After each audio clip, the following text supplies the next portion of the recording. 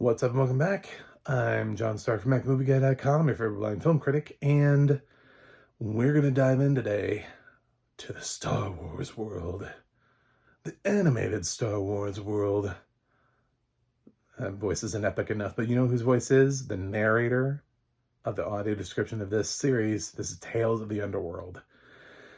I love his voice, and this voice is amazing. I believe it's John Bradley. One of those names is right. I recognize the voice. I've heard it before. He's great at bringing this like amazing sort of dark tone to it, like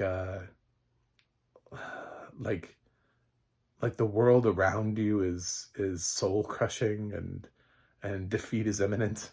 Like that kind of like we move in on the dark, a dark and stormy night. Like oh my god, he'd be great on so many things. Uh, what just such a great voice. He'd also just be an excellent choice for James Earl Jones replacements.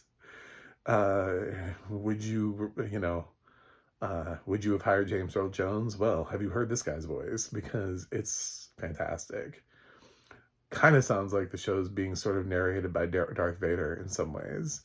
Uh, yeah, it's super deep, this rich bass, and I love it. Love your voice, man. I haven't even talked about the series yet. I've already lost all the sighted people. They all quit. They jumped off the face of the planet.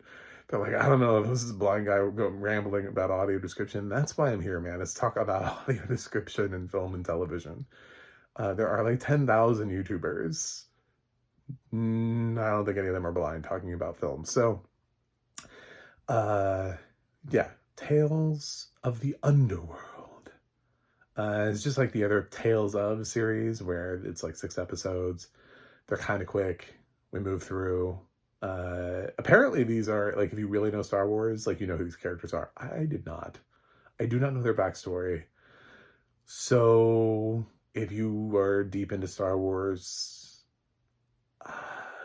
you can listen to me talk about the audio description and then go listen to somebody who has read every Star Wars book and reads all the comics and knows every single character and has watched every single episode of every series, Rebels and Clone Wars, and every movie 1,000 times, because they know these people like the back of their hand.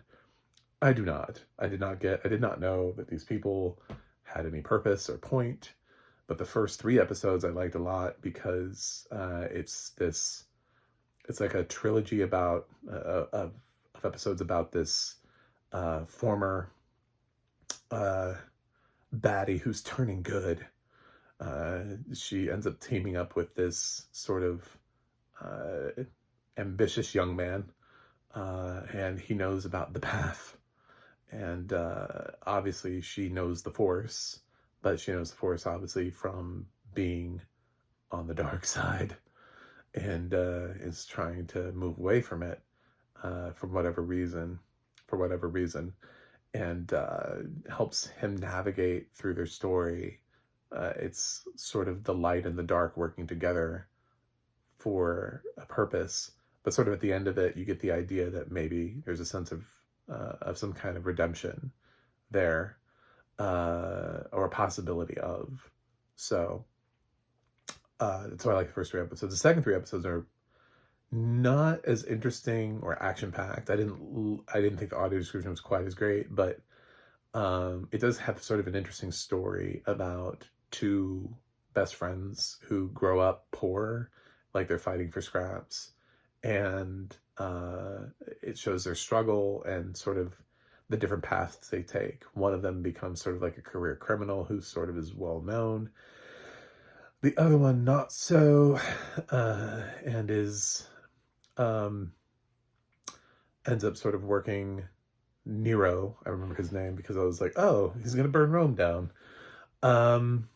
So yeah, he becomes sort of like the good guy who's all about the law. And of course the battle comes to an head, but it has this really interesting thing where there's this other character who takes the kid that turns bad under his wing. He's sort of like a bad mentor, a mentor for crime. And Nero ends up killing him, which pisses off his old friend. So then it sets him on his course for revenge and redemption that he can't ever come back from, like sort of being very sort of narrow minded and focused, and on like a one track mind thing. And he loses his girlfriend not to death, but because he's, driven by revenge. And there's this sort of like heartbreaking reveal at the end of it that after the bad guy sort of gets his revenge and shoots Nero, he finds out that Nero's been raising his kid this whole time. That that the guy, that his girlfriend or whatever, he had this kid and Nero's been taking care of him this whole time. So it's very interesting, like from a storytelling stance. But just I don't know how it fits in the Star Wars world. I mean, they made it fit, but I did think it was sort of just like an interesting story that we've seen before, and we saw it play out sort of within Star Wars. I think that's what was cool about it.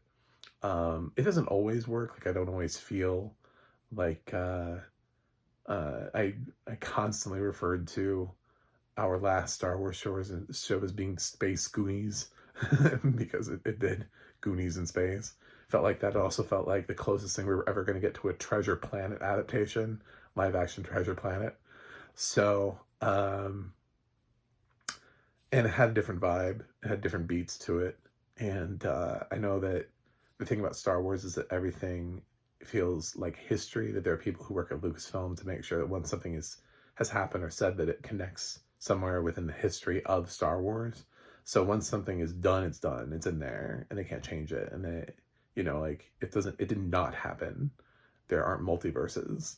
So this is all part of the greater Star Wars telling, everything that branched out from A New Hope, which is kind of amazing when you think about it. That this all started with George Lucas making A New Hope, and the worlds that have been created just out of that experience.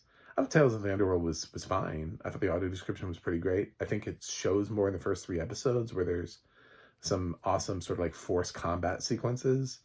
The second 3 episodes are kind of a little bit more straightforward, stuff you've seen before. A little bit more leaning in on the characters and the storytelling and less on the action.